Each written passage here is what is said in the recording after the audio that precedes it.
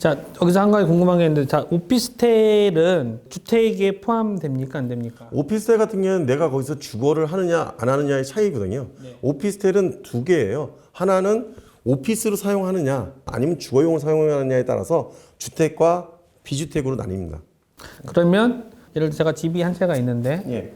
오피스텔을 1.5룸을 구매를 했는데 예. 그건 사무용으로 씁니다라고 하면은 이제 거기는 집에 포함 안 된다. 그러면 예. 1주택자로 남아 있는 거고. 1주택자는 남아있는데 많은 사람들이 이렇게 편법을 사용하고 있는데요. 네. 어떤 편법을 사용하고 있냐면 전입신고를 하지 못하게끔 해요. 실제적으로 실질적으로 현재 그렇게 진행되고 그렇게 있죠. 진행되고 있죠. 근데 현재적으로. 이제는 그 찾아낼 수 있는 시스템들이 국세청에 많이 지금 채택하고 있기 때문에 어떻게 걸리게 되느냐면요. 내가 주거로 사용하지 않고 있으면 빈 공간이 되는 거잖아요. 아니면 그 사무실을 써야 되잖아요. 그럼 사업자 등록을 했어야죠. 누군가가 사업자 등록을 안 하고 1년이고 2년을 쓴다. 이것도 어폐가 있고 사업자 등록을 하고 사용하고 있는데 전기료가 하나도 안 나올 거 아니에요. 만약에 공실이다면. 네, 전입신고를 안 하게끔 하는 경우가 있어요. 전입신고를 안 하게 할 수 있는데 실제로 국세청에서는 그걸 알아내는 길은 너무 많다는 거예요. 왜 주차권리증이라든가. 근데 현실적으로 그 수많은 오피스텔을 그럼 다 조사할 거냐?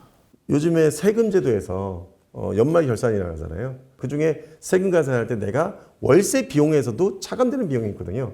그럼 월세 신고를 그때 해버려요. 그 세입자가. 그러고 나가요. 그럼 어떻게 되죠? 주거로 인정이 됩니다. 소득 신고를 해버리면 자연스럽게 걸리게 되고요. 그 중간에 세금 갖다가 할인받았던 금액들은 다 중과세로 넘어가게 되고요.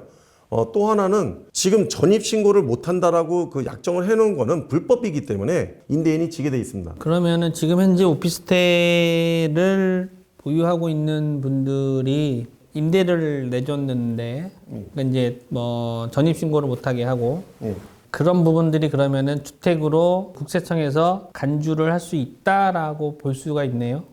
뭐 간주할 수 있다가 아니라 주택으로 본다죠. 주택으로 본다라는 소리인데 예. 그러면 당연히 세금에 대한 것들은 높아질 것이고 2주택에 대해서 양도할 경우에 2주택에 대한 양도세가 나올 것이고요. 보유하고 있는 중간에는 종부세가 당연히 나올 것이고 보유세에서 재산세와 종부세가 나오니까요. 2주택 이상은 이제 6억까지가 종부세 대상이기 때문에 과도한 이제 종부세 대상자가 되겠죠. 오피스를 사더라도 실제로 오피스를 쓸 것이냐 아니냐를 정확히 알고 사야 되는 것이고요. 그리고 오늘 같은 경우에 이런 건 꼭 알려드리고 싶은 게 하나가 있습니다. 네네. 어떻게 생각하시는지 한번 묻고 싶어요. 지식산업센터 그러면 지식산업센터에 기숙사가 있어요. 어떻게 보면 지원사업시설이거든요. 네. 지원사업시설이고 주택수에 포함이 안 돼요.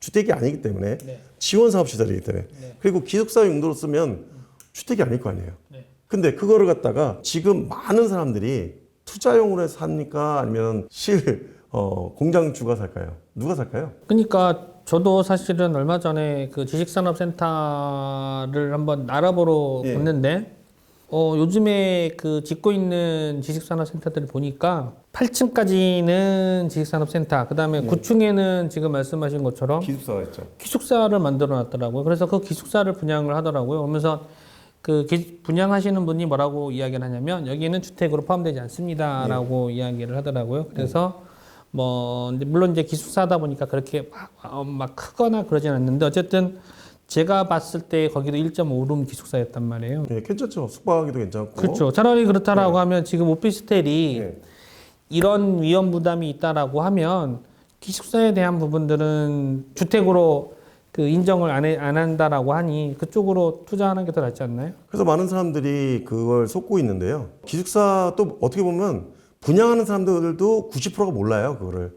제가 많이 지금 강의 나가면서 소개해주고 있는데 지식산업센터에서 만드는 기숙사는 지원 사업 용도로 만들어준 거고 기숙사는 그 업체, 그 지식산업센터에 있는 종사자들이 거주하는 용으로 해놓은 거지 거기에 일하는 용도의 직원들이 살아야지.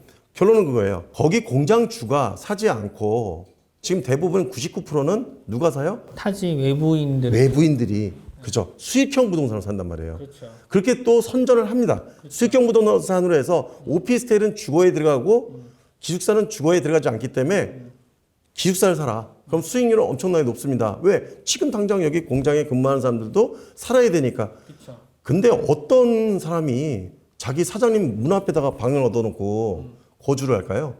그것도 좀 어려운 얘기지만 간단한 거는요. 기숙사도 주택이 될 수 있는 경우가 있습니다. 그 이유는 외부인이 투자 목적으로 사서 기숙사를 운영해서 수익을 벌 경우에는 그건 주거시설로 들어가서 주택수에 들어갑니다. 예. 그러면 세금이 또 또 중과세가 나오죠. 그러겠네요.